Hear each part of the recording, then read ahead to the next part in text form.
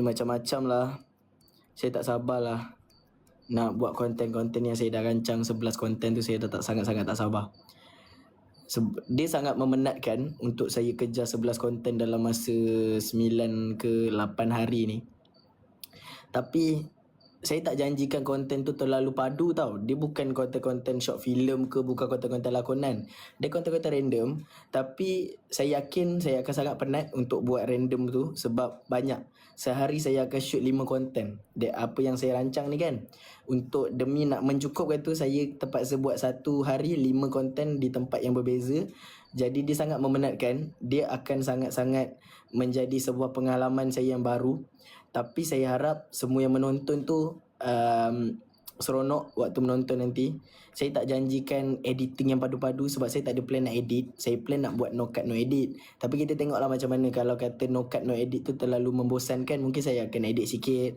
Mungkin saya akan hantar dekat editor saya Aziz sikit untuk editkan mana yang sempat lah. Kenapa 11? Oh, sebab saya dah bukan YB. Saya dah jadi YT. Saya dah tak join YB. Saya dah keluar YB dan saya masuk ke YT pula.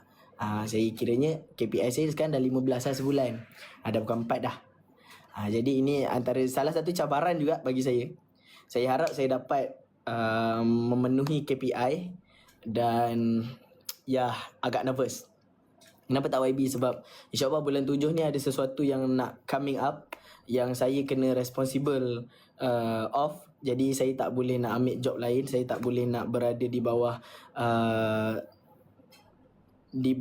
produk yang lain buat masa sekarang. Jadi saya memang kena fokus untuk sesuatu perkara tu buat bulan 7 nanti. So saya memang terpaksa keluar daripada YB dan yeah. So doa-doakan saya lah ya. Doa-doakan saya lah. InsyaAllah. Nervous tu 11 konten tu. Gila lah. First time. Selalunya saya buat 4. Daripada saya start masuk AI 4 kan. Ni kali ni 11 15. Ambil engkau. Nasib baik 4 tu dah siap. Lega sikit. Taklah penat sangat.